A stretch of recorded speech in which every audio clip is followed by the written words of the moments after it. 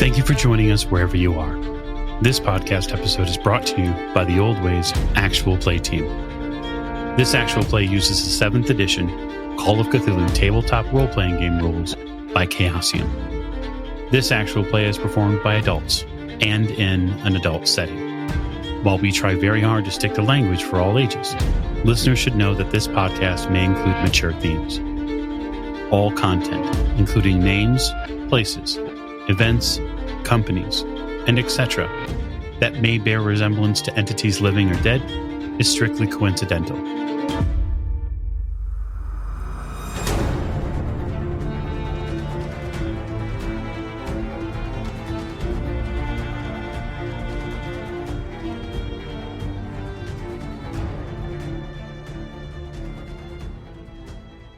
Thank you for joining us again in another episode of the Old Ways Podcast. I am normally your keeper, Keeper Michael, but I am abdicating my throne one last time to our guest keeper, and that's Keeper Bridget. She will be doing the final episode of our Regency Cthulhu Echoes in the Mist series. And so, Keeper Bridget, take it away.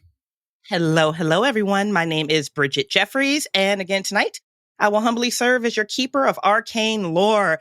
I welcome each of you to the finales of Echoes in the Mist, a campaign that I've written with Regency Cthulhu specifically for the Old Ways podcast. I am joined, supported, and absolutely carried by a stellar cast and an absolutely brilliant editing and production team. So before we conclude our story, let's start with some introductions, starting with John. Please tell us who you are, who you're playing, and for this finale, please tell us what is the best that your investigator can hope for in this moment. Hi, I'm John. I'm playing Hugo Bartleby, General Devil About Town, name of the king. And, best I can hope for, not get killed in any of the ways that I'm expecting to. To have my death be a surprise will be the best I can hope for. That or to go ultimately insane and become the new hermit that lives outside of town. So, John, before I even move on to Nubish, I have to ask, what is that death that you're dodging? Oh, well, let's see. The horrible red mist. The duel that I've got coming up at dawn. If dawn ever comes, we'll reschedule if it doesn't. Those are the big two. I have a suspicion my sister might try and shank me. Just based on a few things, but those are the big two, I think. Okay. A reminder that the people here have no faces and red mist pouring out of them. So, I'm not super keen on that. Okay. Thank you for letting us know. We appreciate that. Noob? Hello. I am Noobish Indian Girl, and I am playing your newcomer, Santhur Strummer, heralding the mythos in the year with no summer, Vidya Ambani. In this moment, all that Vidya Ambani can hope for is to be with her family until the end, her little baby animals. At least they're all in this ballroom with her. She's not even thinking about marriage right now. She left Henry on the floor and is running straight to her baby kitty. So she just wants to make sure her babies are okay. And whatever happens, she's with her family. Oh, I love it. You're looking to reconnect with aspects of home. And the menagerie that you brought with you is a direct connection to home. I like it. Okay. Last, but totally not least, Mike. Yeah, hi, this is Mike, and I'll be playing yet again, one final time, Captain Sir Robert Dance. And I think the best the captain can hope for at this point is that the coming sacrifices of blood and reputation do someone further down the line some good. I don't really believe the captain has any true chance of survival. So I would just say, as any former military man would want, I would want to make sure that the end is as pleasurable as the beginning has been. And hopefully, if I have the opportunity, Miss Throckmorton will be able to assist me with that. Brilliant.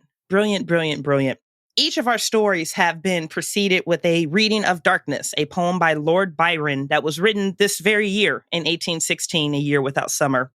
Inspired by the world around him, unpredictable weather, crop failures, riot, famine, death, Darkness tells a terrible tale of the apocalypse and despair. In this narrative style poem, the speaker dreams of a future in which the sun burns out and the whole world is left in total darkness. Panicking, the survivors of this catastrophe gradually destroy all remaining life in their efforts to simply survive. Michael Diamond is now going to present to us the final reading of Lord Byron's poem, Darkness. The rivers, lakes, and ocean all stood still, and nothing stirred within their silent depths. Ships, sailorless, lay rotting on the sea, and their masts fell down piecemeal as they dropped. They slept on the abyss without a surge. The waves were dead. The tides were in their grave. The moon, their mistress, had expired before. The winds were withered in the stagnant air, and the clouds perished. Darkness had no need of aid from them. She was the universe. As you all look over the room filled with chaos, you see toppled over tables, chairs, and decor. There's a giant bird cage that's rolling about, and all of the birds inside are completely still and squawkless. People are in various stages of emotional disrepair and trauma. There's blood everywhere, and it's hard to imagine that so much of its spillage was all self-inflicted. Hopeless and powerless people, victims to their own despair, pulling and tearing at themselves, just trying to make the pain stop. There's a smoldering of sobs, coughs, gags, and wails that's just percolating around the entire room. The white matriarch and patriarch, William and Margaret, have completely vanished. Their son, Henry, left by Miss Vidya Ambani, is still writhing on the floor, clutching at his stomach from whatever relief or pain that he's suffering. Sir Bartleby, the senior, sits in his wheelchair, his eyes fixed, unblinking towards the ceiling. And anyone who looks that direction knows he's gone. A heart attack, surely, maybe a stroke. Mariana Bartleby has been brought down to her knees. She is shuddering unconsolably, and she's babbling, Marcus, stop, you'll make me lose the baby. Again and again and again, as she is absently pushing away at her father's dead thighs. And Hugo, you know Marcus as her husband. You haven't met him yet, but you know his name. Your tailor, Harvey Davison, somewhere on the balcony above, is rising, collapsing, pulling himself up, collapsing, and he finally just collapses with blood running out of the corners of his mouth, and he keeps repeating the same phrase, that's not my name, that's not my name. Christabella Broad, the woman who challenged Sir Bartleby in a duel, is leaning over a table, and she is panting and wincing and scrunching up the cloths into her fists as if she's trying to ride out some form of critical pain. Tears are falling down silently from her face, and she's muttering again and again, you promised you'd come home, Daniel. You promised you'd come home. You promised you'd come home, Daniel. You promised you'd come home. And Daniel, of course, is the name of her older brother that Sir Hugo Bartleby killed in that duel. Miss Vidya, you've left Sir Henry White on the ground and chose to pursue your leopard. And when you get to that cage, you notice that the leopard's eyes are wide, the pupils are dilated, and the hackles begin to rise as you approach. It has pushed itself to the furthest corners of this undersized crate, and he is silent, too silent. And that's when you realize, looking into the eyes of this cat, that he doesn't recognize you. You are foreign to him, an anomaly, an unknown. He doesn't know you. Fanny Talboy is in your arms, Sir Bartleby. Her shaking body feels too cold and too hot at the same time, but you're in the middle of a bout of madness, so it might be worth me asking you, like, how did you end up with this child in your arms? Where's Diana? She was just there under that table. She was just there, almost within reach. And Fanny looks into your eyes, and you recognize that face. It is a face that gives you the feeling that you just swallowed a handful of wet mud and salt water. It's a face that just drops the base of your spine in the ice water. It's that same face she gave you back in the library when you made that off-color joke about pool. You have hurt this child somehow. You have wounded her deeply, and you can't figure out why or how. You just see it in her face. And Sir Robert Dance, Miss Catherine Throckmorton is standing currently within your embrace. She drops her head kind of into the side of your neck just for a moment before straightening up. And you recognize this. This is a controlled, yet also a desperate act of affection and also submission. Tears are running down her face, and she still has blood on her lips, but she's officially past the point of crying. You can see that now. She is focused. She's in the game. And she says to you in response, we all go through it? Fine. How do we get past it?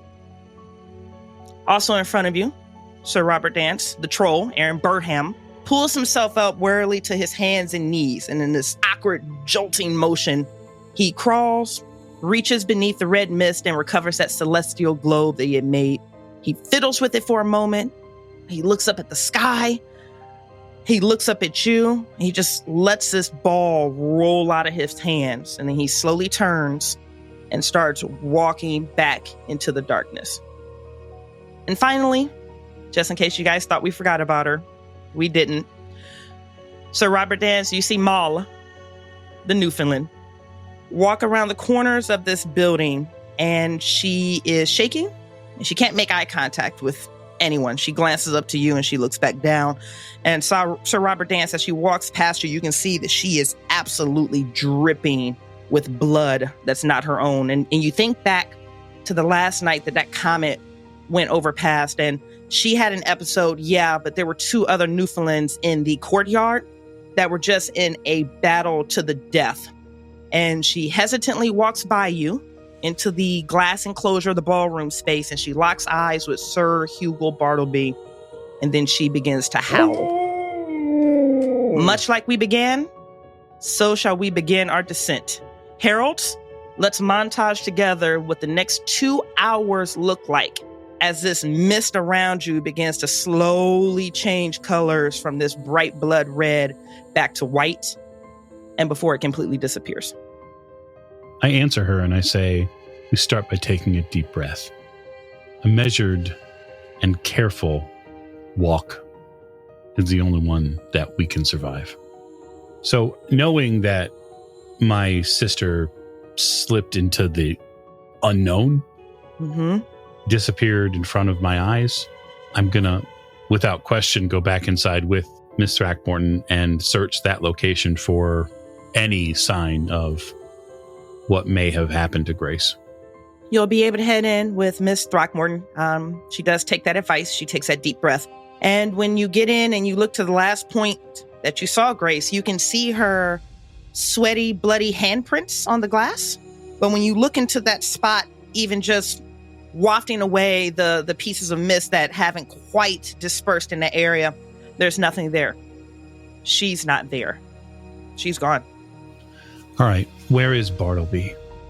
If you just look up, you can see Bartleby running just through the crowd, like charging people out of his way to kick over a table. It's the table that he just saw Deanna disappear under, and he has kicked it over, and he's frantically searching, more frantically than you were, but because he's not doing too great. He's searching the ground, and I imagine he's also finding just no trace of where that little girl was. Nothing. Not a scent, not a button, not an echo of anything. She is gone. I head over to Bartleby, and given that he's so easy to find, I'll say to him, just very simply, almost with a ghostly remnant of the captain's voice, say, Grace is gone. And he just turns to you with Fanny in his arms, and he's just like, Deanna too, Captain. What's the air then in the ballroom here? Is it stunned silence? People staring around? Are the people still going through all of these emotional, I don't want to say outbursts, almost inbursts? Yeah. There's an ebb and flow that you recognize here, Captain. It's very similar to the seas. There are some members of this community that are still going through those haunting inbursts. That was a beautiful word for it. And you recognize that as that kind of, rises, other members of the community will come and help calm certain people down, because this point, you guys all know the trick. You guys all know what you have to say. You know what you have to do to come to the other side of this.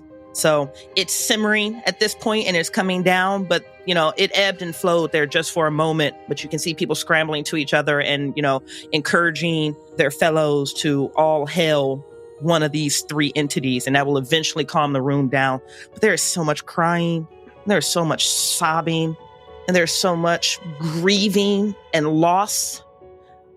This entire room is heavy with pain. Miss Vidya, how are you doing over there? I think the first thing Vidya starts doing is she's holding at the bars of the cage of her panther, just begging for any type of recognition, knowing that she sees her panther with these wide eyes as if he doesn't recognize her. This is super traumatic for any pet owner to be. And Vidya's just holding at the bars, shaking them, crying out, it's me, don't you recognize me? Please, you have to recognize me. I don't know what to do. I need someone. Please, I need you to recognize me. And is just going to try to see if there's any reaction from her little baby boy. Yeah, there will be a reaction. And I need a dodge to accompany that reaction, please, from you. Oh, no. Well, I rolled an 88, and my dodge is a 60. Okay. And your cat, who is watching you bleeding all of this overflow of emotion into the front of this crate, doesn't recognize you. And you hear the growl seconds before you feel the pain. With a hard success, this cat is going to wind up grabbing you on the other side of this crate, one paw onto one of those hands, those fingers that are slipped in, locking you into place while the other paw reaches through the grates and starts coming down your face. You're going to take 4 points of damage as blood just starts spilling all the way on the inside of this crate. And I think I immediately scream in pain. Yep, that's going to get my attention. Same. Miss Video, while you're here, because you've just rang the bell with that scream. They know that scream. I'm sure they both hope they would never have to hear it again, but I need you and I to do an opposed strength check. There's going to be a maneuver because this cat isn't going to let go. Oh boy. I succeed by 1 point. My strength is a 50 and I rolled a 49. And this cat failed by 4. Okay, so gentlemen, there's a fresh new scream on the dance floor. And I'm kind of familiar with it. Yes, this time, though, Mr. Fisher's nowhere to be seen. Fanny in arms, he's going to run towards the scream, because if he can't protect, he's got to protect at least as many of these girls as he can. For Christ's sake. Yeah, I'm heading over as well. If I see Bartleby running with me, I'll, knowing that he's a much stronger man than I am, I'll say, get the beast to unhand her. Aye, Captain. And he's just putting Fanny down now that the mist isn't so red. He's willing to. If it was still pink, that wasn't going to happen, and he'd have to figure out both. But, yeah, he's going to try and just maneuver, like, just grab this paw that's holding her poor arm and just pull it back, even though he knows the claws are curled. So let's see how we do. Okay. Oh, no success. The cat is very strong. Captain Sir Robert Dance, you've given a direct order to your first mate. Hugo, you spring into action and you're trying to untangle this cat that's under duress from Miss Vidya Ambani, who is screaming and thrashing, and it almost looks like the more you're pulling and the more you're trying to detach, the more damage you're doing to Miss Vidya Ambani, which Miss Vidya, you are going to go ahead and take an additional 2 points of damage. Oh boy. Guys, I'm really low on health right now. Miss Vidya begins to pale. One thing you notice, Captain Sir Robert Dance and Sir Hugo Bartleby, you'll notice this too. The second you put Fanny down, she scampers and runs to that last place that Deanna was seen and just buckles down, pulls her knees to her chest, and she's sitting in that exact same spot, just rocking herself back and forth. And Sir Robert Dance, you feel a shadow moving around the three of you and this cat. And you look up and you see Miss Throckmorton, and she is encircling this crate with this predation in her face. And you remember as she pulls out your pistol that she pulled from your pants earlier, and she's on the other side of the crate, and she just puts the barrel of the gun on the inside of the crate to the back of this cat's head, and she looks at you. I'm going to give her a cautionary look of wait, and I'm going to dip my head down towards the kennel, and I'm going to speak in as authoritative voice as I can while understanding the sheer ridiculousness of what I'm about to do. And I'm going to say to this cat, "All hail the silent shouter." Roll me a power check. That is a 2, which is an extreme success on my power roll.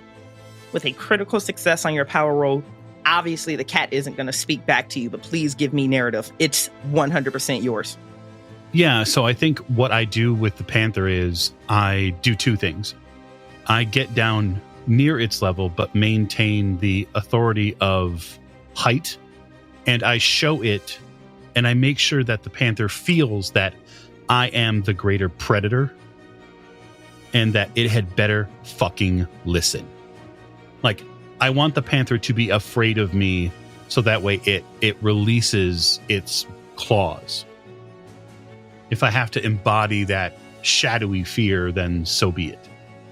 So those claws extend further, digging into Vidya, and you know that she doesn't have much time left, but you're eye level with this cat. And I feel like saying that you're intimidating this cat is an understatement to just sheer force of power that you're bringing. And it will snarl, it will gnash its teeth, its hackles will flare up, and it will retreat to the back of the crate, releasing Miss Vidya and Bonnie.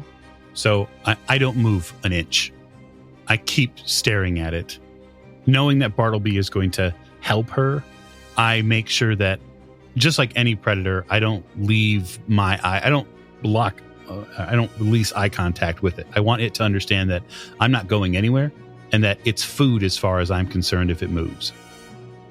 And cowed into the back of this crate, and that servant was right earlier. Miss Vidya, if she survives this, really does need to extend this crate some. But it doesn't have much room to pace along the back wall, but there's just enough where if it turns its head, it can roll itself and turn. It just begins this awkward, uncomfortable, submissive pace where it can't make eye contact with you, but it still flares up its teeth if it manages to lift its eyes for a moment. But you have this thing completely cowed to the back of the cage. And it still has a barrel trained on it. But she's looking at you. She's not looking at the cat. So I'll just say, again, without breaking eye contact to Bartleby, staunch that wound, Mr. Bartleby. And Bartleby's been looking over at Fanny, but he's holding Vidya's arm straight up so that the blood doesn't go to him. He's just like, I can't. And he's going to tear a sleeve off his own shirt and try and just do his best. You know, first aid wasn't invented in this time period. I can give you a roll on it, but it's base. Yeah. Also, just as a audience note, the fact that so much is happening and none of you can look at each other, you're all looking somewhere else, is just chef's kiss on role playing, because you're focused on one task at hand, but it's very obvious that your character's traumas are facing in other directions. And I think that's gorgeous. Failed that first aid roll. Sorry, Deb. No worries. I think Vidya's lost a lot of blood at this point, so I think she's just having trouble staying with it. She's kind of a little out of it. And after hearing Captain Dance say one of the key heralding phrases, I think just as, whether it's instinct or just as a mantra she believes is going to bring her comfort, she's just going to very quietly say to herself, maybe as she rocks back and forth, "All hail the wailer in the dark. All hail the silent shouter. All hail the unheard howler," over and over to herself. The next 2 hours, continue to feed me montage. After we do something for Miss Vidya to stop the bleeding, And that really will, for Captain Dance, is going to be an important job to make sure that that's done. I'm less concerned about the skill roll, unless the keeper is, but... Nope. There's enough people here that you'll be able to mobilize to help. And you know Sir Henry White is going to get up and come to her rescue as soon as he's semi-resolved. Yeah, I think that that'll be one of the first things that I do, is to reestablish order within the household. Mm-hmm. And so I will go to the top. Obviously, Henry White would be one of the first people on the list, is to essentially get your house in order. And if that means that I have to do some very aggressive chanting to do so, I will weaponize that chant and get hold of him in the present. But also, too, I want to get a feel for his trauma. I'd like to know what he's going through, because it's important to get to know the people you're going to be around. Okay. Captain Sir Robert Dance, I'll say, with this room that is dripping with both physical and emotional and psychological agony at this point, when you attempt to rally, bring awareness, bring everyone to the front of their awareness, it's very difficult to do. And this isn't like, when you're on your ship and the crew is being non-compliant. This is just the fear or the trauma has shaken everyone to their core. It's almost like they're more distracted than anything else. So I would love a roll from you. I will take an appearance. I will take a reassure. I would even take a persuade right now, dealer's choice, on how you are able to bring everyone's attention back to the situation at hand. Okay. Yeah, I mean, if I have dealer's choice, then I will absolutely go with appearance. Okay. Because it's the highest stat I have. Let's do it. So that is a hard success. Let me see. Actually, let me do some math really quick. Mm-hmm. Because while we're here, we might as well, right? I mean, might as well burn. Yep. I'll spend 4 more points of luck, and I will make that an extreme appearance roll. And what I am going to do is I'm going to put myself in the center of the room, and I'm going to call the people of Mill Puddle to me, one by one, and I am going to direct them and form a caroling chorus of these hails. And we'll go through each one by one. We'll group the people by station, right? Highest first, middles second, and then, the likes of the Bartleby household last. And we'll go through these chants and hails as Miss Vidya is attempting to recover, paling, her tan skin paling now to the proper English color, until the room is fit to be ruled. It doesn't take you long as you call your new troops to attention, Captain Sir Robert Dance, but very soon you are encircled by all of the citizens of Millpool here, and the one that is standing just 2 or 3 feet, breaking the understood circle, is Miss Throckmorton, which is not only a pledge of allegiance, a demonstration of submission, but a reaffirmation that she is with you no matter what happens from here. And that choral arrangement begins. It is haunting, it is terrifying, it is sanity-racking. But just like Miss Vidya has seen, just like all of you have seen, it's reassuring, and it feels safe, and it feels like home. And you notice as this chorus is starting to crescendo that the mist has completely altered colors at this point. It is fully faded to just a pure ghostly white. And in a moment, it rises 2, 3, 4 feet off of the air, and just as the last series of all hails escapes everyone's lips, it drops to the ground. There's a splash, and then it completely disappears. The mist is gone. The red illuminating aquatic light that has been haunting you all for over a month is gone. That primary body of red mist out in the yard is gone. And everyone is looking at you. I'll take a deep breath again, actually a visual deep breath, and look at Sir Henry White, almost with a bit of authority, again, that stretches from the deck of a ship. I will say, good sir, are you prepared to take hold of your household?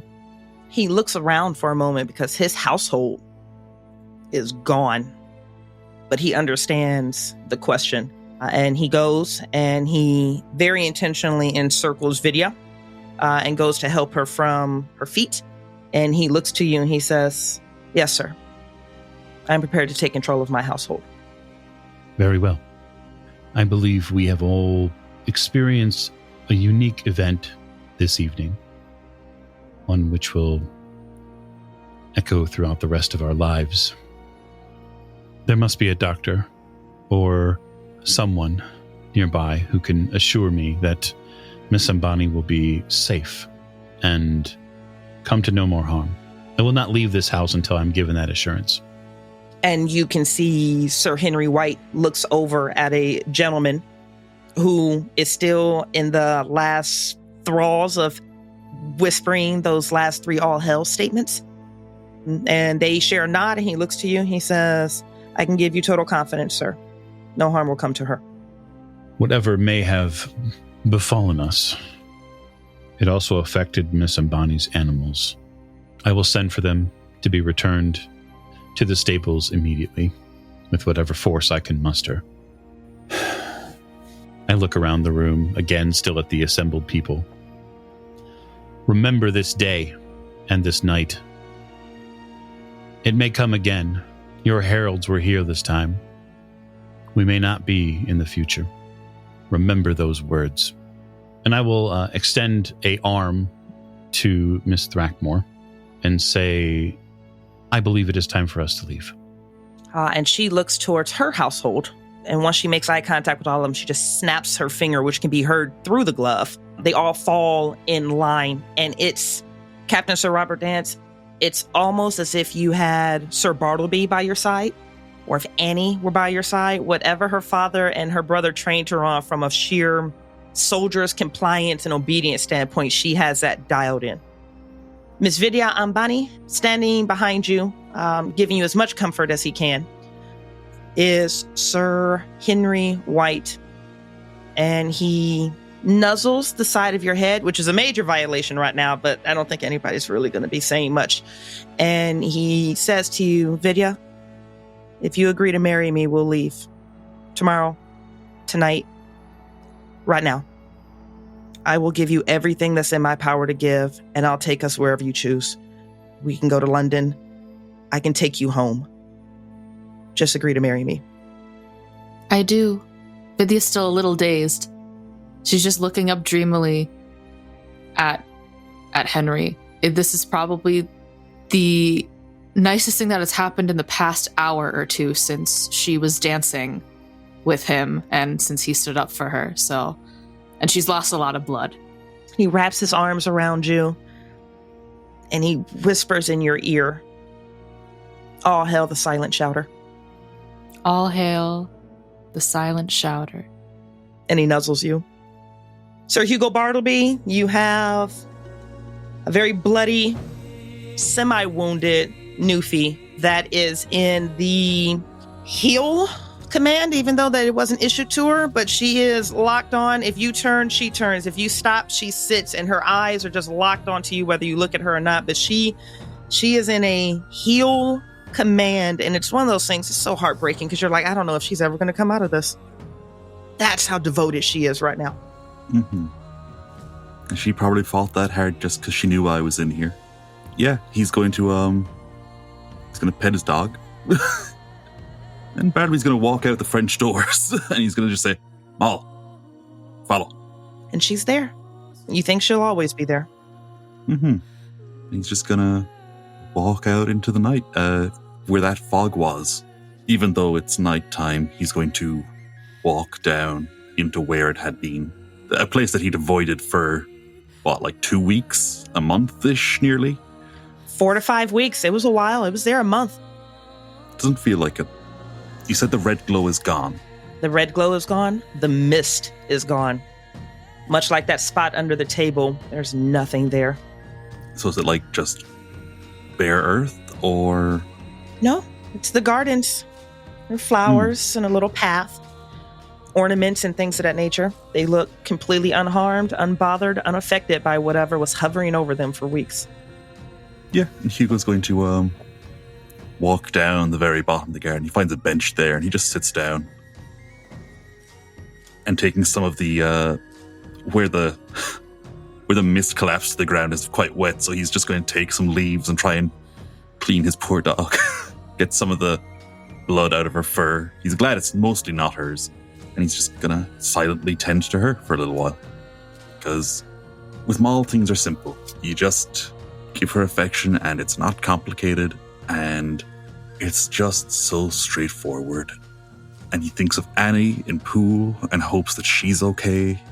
He's failed so many people so far.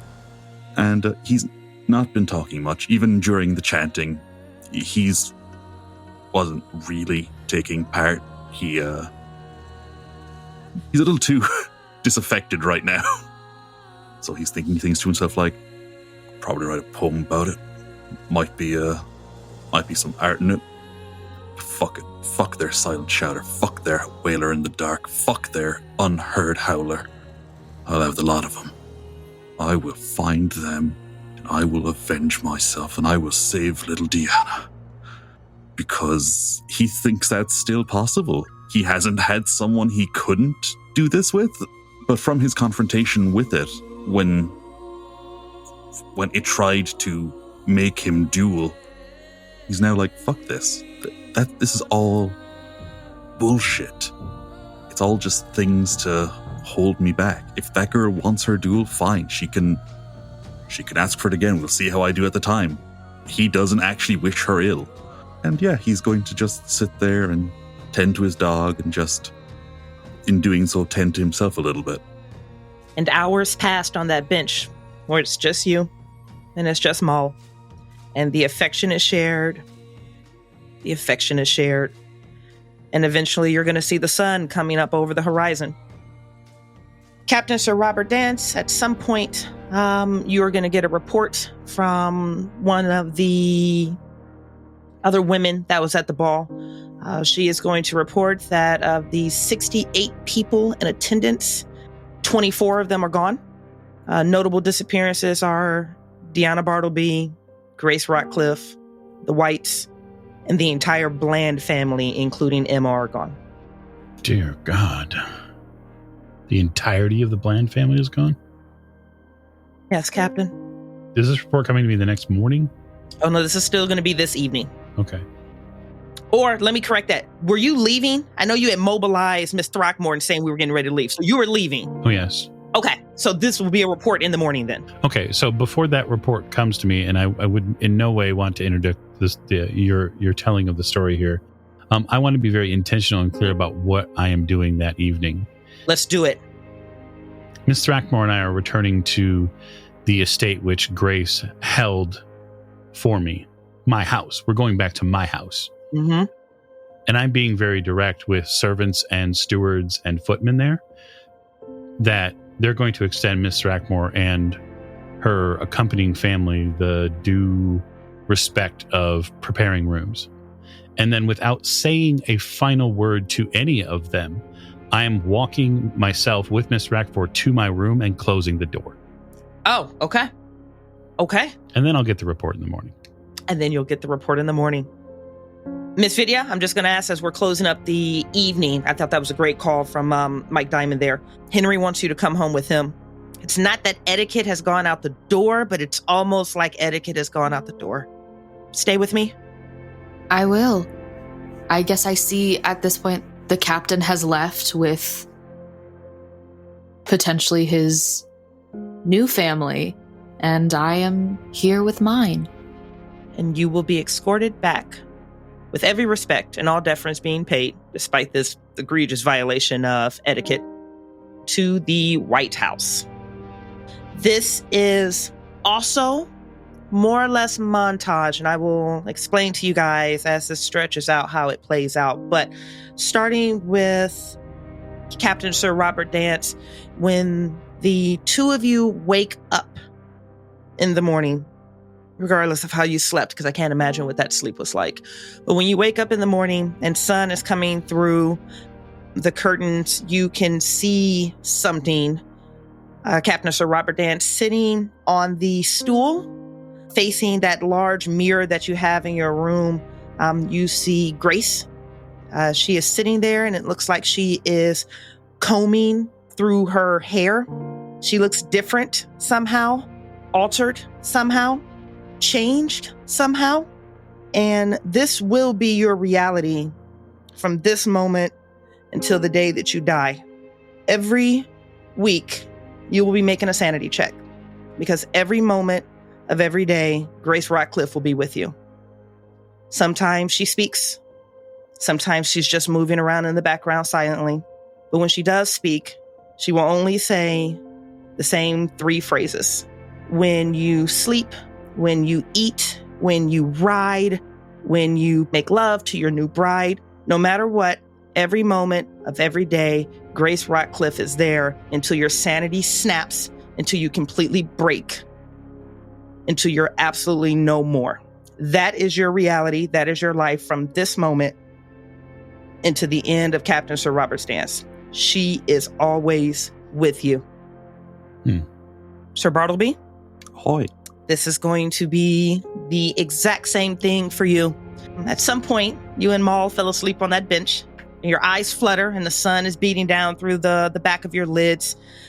You look up and you can see Deanna, and she's awkwardly pushing herself in circles on this grassy area with these new roller skates that she had.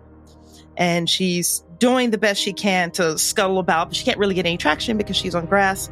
Maul sees her. Maul begins to whine. That is going to be the duration of your reality from this moment on into the day that you die. Sometimes Deanna speaks. And when she does, she says the same 3 phrases again and again and again. Otherwise, she's silent. She screams silently. Or she looks like she's in some type of pain, or she suffers. But no matter what you do, no matter where you go, she is always going to be there with you.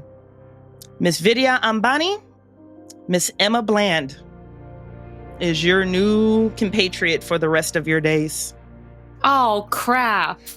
When you wake up in that morning, standing over your bed looking at you, you see Emma Bland. And she is different. She is changed and she is altered somehow. Sometimes she speaks. Sometimes she doesn't. When she does speak, she utters those same 3 phrases. And she will be with you from this moment into the end of your life. Ugh, I hate her. Oh, I was so happy when she died. No. Heralds don't die. Heralds live forever. Roll me forward montage, guys. What the next upcoming months look like for you and your individual households. I think the captain is going to secure a couple of things, especially coming to the realization after several days in a row where Grace is consistently present, especially consistently like everywhere.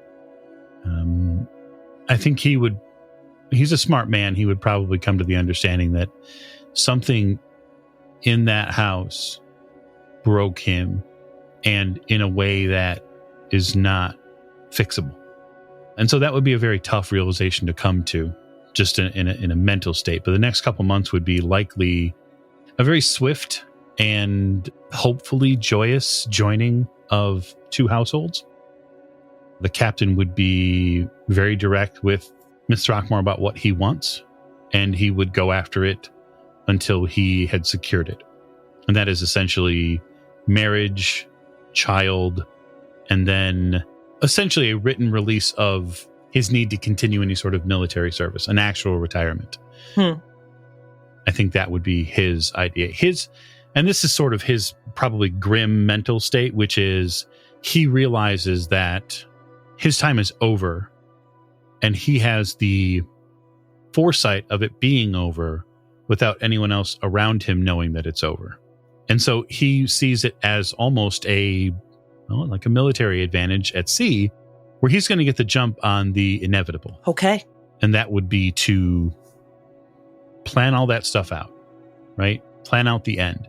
Because he can't mentally survive like this. He knows that. That's probably the next few months. Okay. Your bride, who I should start calling from this point forward, Miss Dance, correct?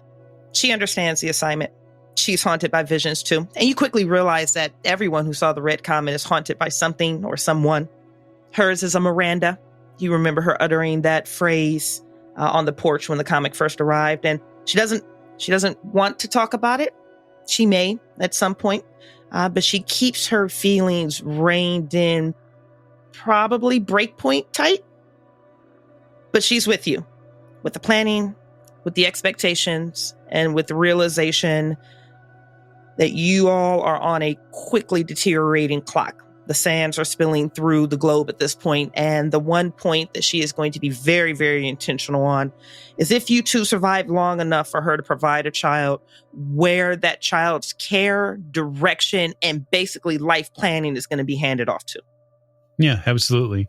The both of us are mentally tactical people, and so we would probably both approach it as, I don't want to say a business arrangement, but in the sense that the intentionality would be, let's plan the best possible station, financial future for whatever child comes. And that also means the proper rearing. Yeah. And so it might even be that Dance would do what he could reputation-wise to find and it's so cyclical for him too, right? So as a young child, Dance loses his father, and a very important builder in the city of London, an architect, takes him on and serves to rear him. So he would likely echo back to that and find someone within the city of London, maybe in the financial or banking industry, or the right person, and do whatever was possible to convince them, whether that be political favors, as long as he can dole them out, financial concerns, etc., to secure any child, male or female, the proper upbringing to glide them into an age that he will never see. It is a written plan that the two of you have agreed on. It's the rearing of this child that you will never raise, that you will never hear laugh or explore the world or see go to their first dances or get married or have children. But it's calculated. It's agreed upon written plan. And let's be honest, Captain Sir Robert Dance, once word gets back to India that Miss Vidya has secured a successful marriage, your fortunes are going to triple down. That child, which when I come back to you, I will need a gender and a name on this baby, will be financially well supported. Sir Hugo Bartleby, what do the next few months look like for you?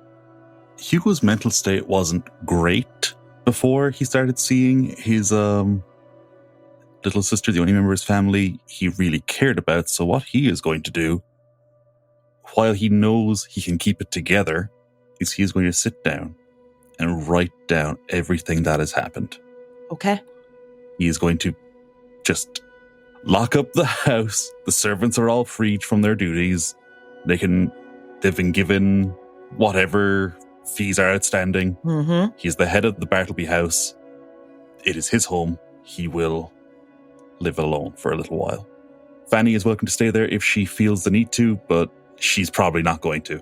But yeah, he's taken to writing it all down. That has happened. Christabella Broad has been harassing me, saying that I agreed to duel her at dawn to give her satisfaction. She's been put off, but eventually the door is opened to her and she's invited in.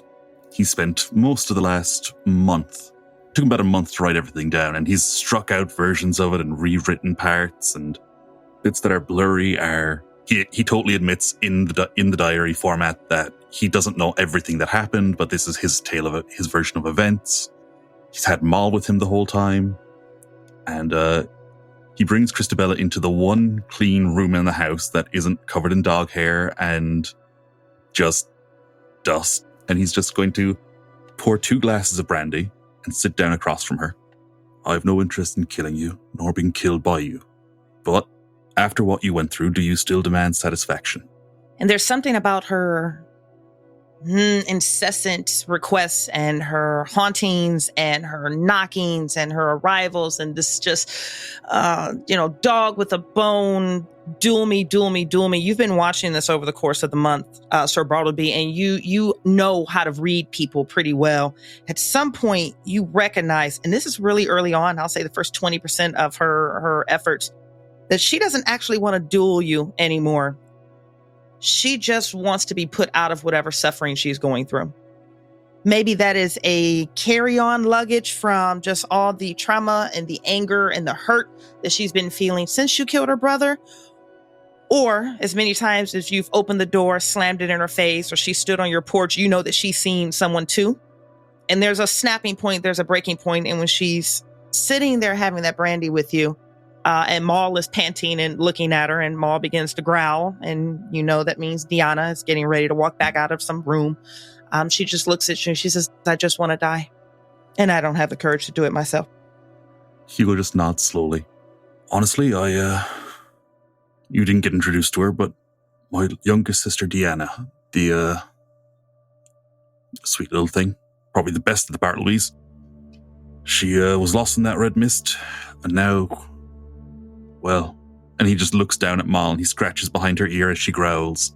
He's like, it looks like she might be coming to visit me again. He just looks at her with very tired eyes. And he's just like, I'll challenge you to a duel. However, I would accept your offer of duel.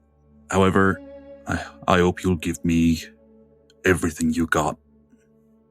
All that you have on the field of battle. Don't just show up to die. Just fight me for the sake of fighting me. Give me everything that you have, and I'll give you all I have. No quarters barred. 1-to-1. And we'll see who gets their rest. She looks at you, and she smiles almost appreciatively, and she nods respectfully, and she knocks that brandy back like a champ. And she slams the glass on the table. She stands and she looks down to you and says, Sir Hugo Bartleby, I accept your challenge, and I don't owe you a damn thing. And she walks out. He just smiles as she leaves and just slowly sips his brandy. He's actually been afraid to reach out to Annie in Pool, but he's going to take a bit of time, use the last of the money, because there's probably not much left. He's got stuff tied up with Dance, but that can't be accessed straight away. It's not liquid. He's going to draw up a will, and he's going to go over to the Dance household and see if he can get it signed and recognized by, witnessed by a gentleman of renown. And he's going to leave everything to Annie. All shares, most of his money was tied up in investments, so it's going to be with her. He doesn't have Dance's concern about an heir. He is worried about who will have this record of what's happened and who will remember the people that have been lost. Hugo's main concern at the moment is going to be tidying all his affairs before one last big thing. Going to do what he said. He's going to fight this woman to the death. If whoever comes out, comes out. Okay. Hugo, a handful of things happen in complement to what you've already described. One, you do have your duel with Miss Christabella Broad. Deanna silently is begging you not to do it from the moment that you agree to the moment that you step out. Miss Christabella is asking for a rifle duel, a single shot. When you put her down and her body hits the floor, Deanna cries for months and months and months. You watch your little sister cry and grieve over this woman, sometimes audibly by just repeating those same 3 phrases, sometimes silently. And that might be worse, just to wake up in the middle of the night and see your sister bathed in moonlight sobbing over this woman. And when you do check Miss Christabella Broad's gun, she did not have a bullet in it. And also in the course of those few weeks, you wake up one morning to the sound of just a thunk, a heavy clink, a snapping sound. And you don't even have to get out of bed to know that your sister, Mariana, has officially decided to opt out. Miss Vidya and Bonnie, what do the next few months look like for you? I feel like given how traumatizing the coming out debutante ball was, I think Vidya's putting all of her attention into trying to learn proper etiquette now that she is a white. Miss Vidya White, that's right. Mm-hmm. I think, though, at one point in time, she definitely asks Henry, "What did you see that night of the ball? Everyone saw something and nobody talks about it. What did you see?" The longer you're with Henry, the more devoted you see that he is to you, to a level that almost feels fairy tale-ish. It feels unreal. Maybe that's your trauma speaking, or maybe that's just exactly how devoted he is. But he tells you a story of his parents and the expectations that were put on him by his parents and the suffering that he endured from his mother specifically when he didn't meet those expectations. And at the point that he finally tells you this story, you're able to connect the various scars that he has on him that you've seen multiple times when you guys are intertwined, but you assume that it came from, fencing lessons or training or childhood accidents. And you realize that no, he's wearing a canvas of the abuses that he suffered from his mother. And he says to you, both times when the red comet passed, I was back in that closet with her. When Vidya hears this, she feels so sad knowing that her husband went through this, but she puts a gentle hand on his face and tells him, "The second time, that night at the ball, I saw you," and leaves it at a gentle smile. Where do you guys go, Miss Vidya and Bonnie? He did say he would go wherever I wanted. He promised to take you home if that's what you wished, and you learned very quickly that this is a man of his word. I think after spending some time maybe wrapping up our affairs in Millpuddle, Vidya realizes that she can't be under the supervision of Captain Dance and Hugo Bartleby forever. And they have their own lives, they have their own family affairs to take care of. And she wants to go somewhere where there's summer. So I think she goes back home with her husband in an attempt to live a life that she really wants to live in. Vidya, he takes you home. You've made that trip before. You can make it again. It'll be 6 months back to India. And unfortunately, it'll be 6 months of gray skies, sheets of rain, and a crew that was paid handsomely, extremely well, especially with Sir Henry White's, your husband's, wealth. But it's still it's not the captain's crew. No. And you guys will be able to head home. I think throughout that journey at sea, Vidya is probably telling Henry all of the exciting poetry book club moments that she, the captain, and Hugo had. And there are moments, Miss Vidya White, I should be saying at this point, when you do speak to him, he's usually very attentive and dialed in. But there are moments when you know that he's seeing what he sees, and it's like talking to a wall. He's just not present. And those times are hard. Attunement issues are hard when people don't recognize you or don't see you or can't connect with you. But there's always one person who is there with you through every story, through every moment. And that is Miss Emma Blant. Ah, Emma. I feel like having Emma around can be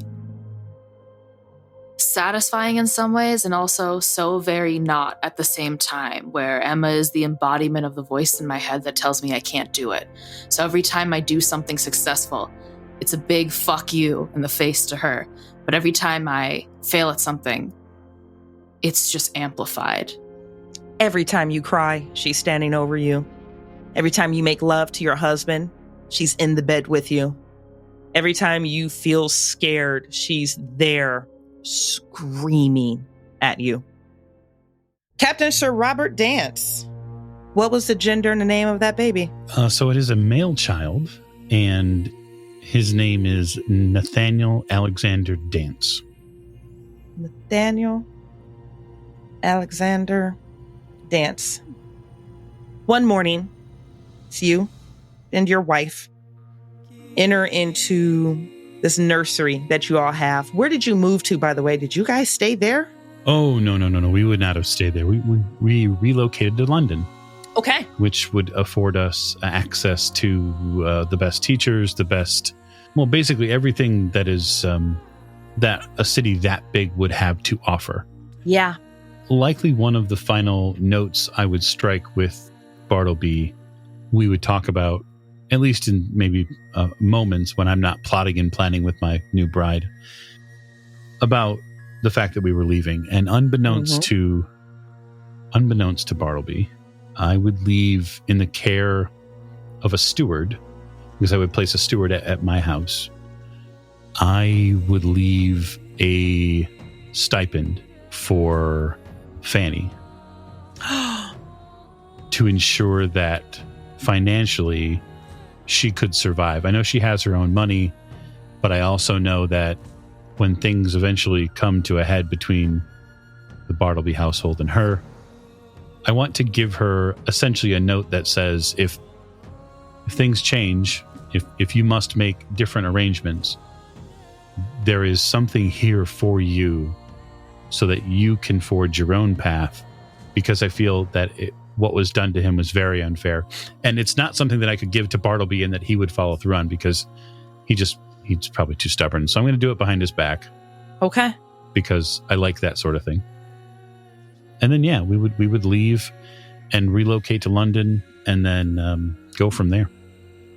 I'm just going to give you this before I jump back into the nursery scene. At some point, you're going to get a letter from Miss Fanny Talboys, and it's pretty straightforward. She thanks you for your gifts and your considerations. She makes a very forward statement that I don't want to see them anymore. I don't want to hear them anymore.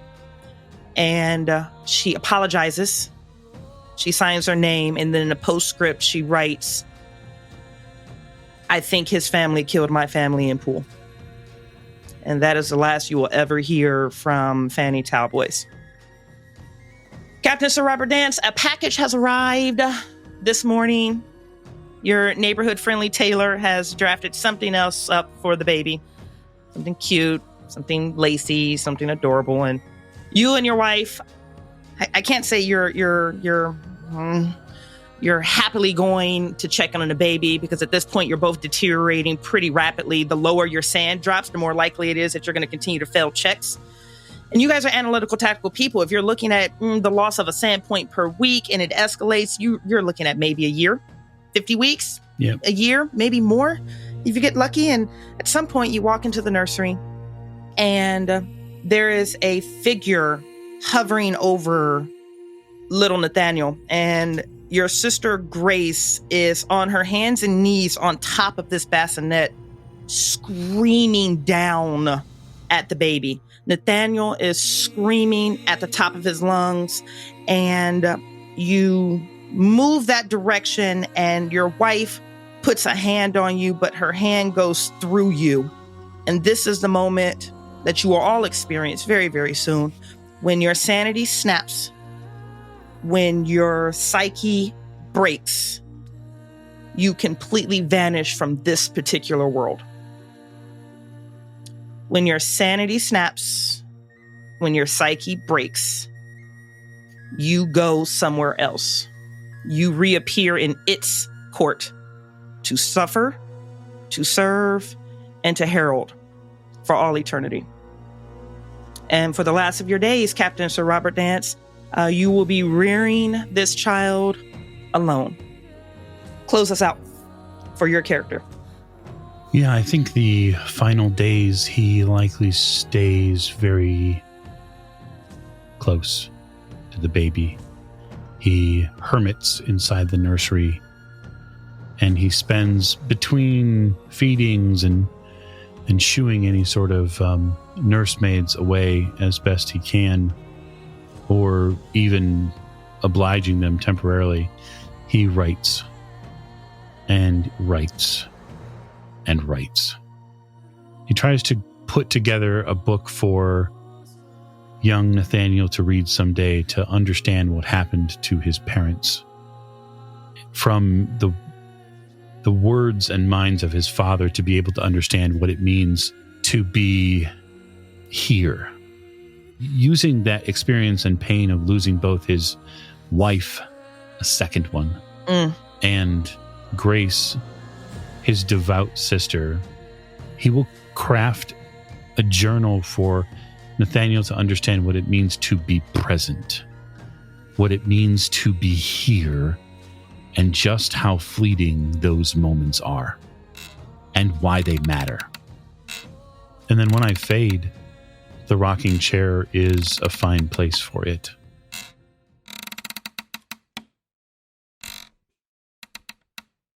Sir Hugo Bartleby, at some point, and I'll say this probably happens around month 3. This is long after your sister's body is carted out of the house, cut down from the rafters above and carted out of the house. There's a moment when you're staring at a dying fireplace and Maul begins to bark, and you know that Deanna's never really far. If you get a moment of reprieve, we're talking 5 minutes at best. But when she appears, Maul's hackles rise like they always do. She snarls, she snaps, and when you go to calm her, like you've done every single day for the past 3 months, your hand goes through her, and there is a final whimper, and she completely disappears. And you are left in that house with Deanna alone. This is a bridge too far for Hugo. Hugo has been considering, he's written everything down. He's put all his affairs in order, and he's now just left in this position of, they took my fucking dog. Hugo's not as young as he used to be, but he is now going to start preparing for war. He doesn't know when he is going to go. He doesn't know what's going to happen to him. But when he goes, he is going to go out ready to raise hell on wherever he winds up. So from this day forward, Hugo carries 2 swords, several pistols on his body, just the horn of black powder on him, shot in his pockets. To anyone who didn't live in Millpuddle, he is an insane man who lives in a house. Yep. In a cottage on the edge of the village, and the book has been sent off to Annie. Whether or not she can make use of it, he doesn't know. He doesn't know if she'll know somebody. It's beyond his ability now. All he knows is that one day he's going to go too. And I think it's happened to enough people in the village that he's now like, yeah, it's gonna happen to me too. It's gonna happen. And when it happens, I am going to go there and I am going to kill them. They took so much from me. So when he does go, he just sees Deanna one last time, and he's just like, I'm coming to get you, Deanna, my little angel. I am going to kill them all forever. As he disappears. Just this feeling of fear. It's just like his first battle. It's just the jitters, the shakes, the adrenaline coursing. And just also this anticipation. And he's got so much more skill than he did then. He's now ready to go. And Hugo Bartleby just disappears. And Hugo Bartleby, the last thing you think you hear, you're not sure. You're down to that one last sanity point. Just that one. Just Deanna over the months has been ticking away. You're down to that one last sanity point, and you hear your front door open. It's thrown open. You can smell grass and fresh air coming in. You can smell leaves. When is the last time you were outside? And you hear a voice that calls out, Hugo! And it's Annie's voice coming to check on you. That is your final snap, and you disappear before you ever see her face or she ever sees yours. Miss Vidya Ambani takes 6 months. That is ticking away faster than you could possibly imagine. But you guys do get to India. You get home. I think it feels good to finally be near my sisters again. I was being taken care of so many amazing men for the past year or so. And so to finally be near other women that I actually feel comfortable being myself around, I think that helps me. Okay. Do you tell your family anything? I tell my sisters. I can't really trust that my father has my best interests at heart. I came back married to a very wealthy man, which is what my father wanted. He doesn't need to know anything else besides that. But I confide in my sisters that something weird happened, something weird that I cannot explain. Your family is worried about you, Vidya. Everyone is worried about you. You're home. Yes, you're married. But there's something different about you. There's something strange and something foreign about you, something that they don't recognize. What is it about you that, despite your best efforts, that they are perceiving, that they are reading, that you are exuding? After the incident with my sweet baby boy, my panther, something changed. Something about the way I view the world. My earlier optimistic attitude, just always believing everything will work out in the end. Something about being attacked by my own family, my own little baby, makes me feel very distant most of the time to other people. And I start having these thoughts out loud, whether it's to Henry or to my sisters, that if I disappear, promise you'll remember me. Please, don't forget me. And one morning, Miss Vidya White, you hear a commotion somewhere in this massive palace that you all live on or live in, and you see something. The first time you've seen this in over a year, going on almost 2 years. The sun is out. It is shining in its full glory. Maybe this season is over, and you pull yourself out of bed and you don't even notice that Henry isn't there. The indention is there, but he's not there. And you, in your excitement, you go over to the grand curtains and you pull them back, and you see the sun one last time before you two reappear in its court to serve and to suffer as its herald for all eternity. A year without summer. Low temperatures and heavy rains resulted in failed harvests in Great Britain and Ireland. Families in Wales traveled hundreds of miles begging for food. Famine was prevalent in the North and Southwest Ireland, following the failure of wheat, oat, and potato harvests. In Germany, the crisis was severe.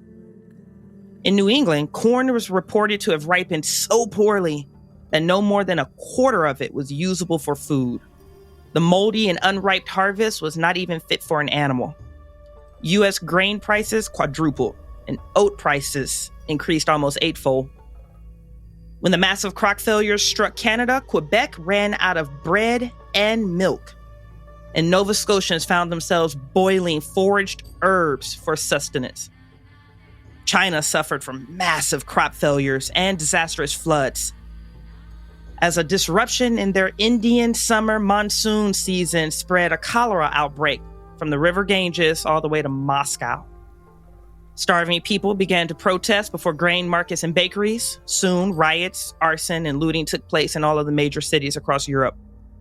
Bread or blood, the rioters chanted, bread or blood. A year without summer was recorded as the worst famine in 19th century Europe.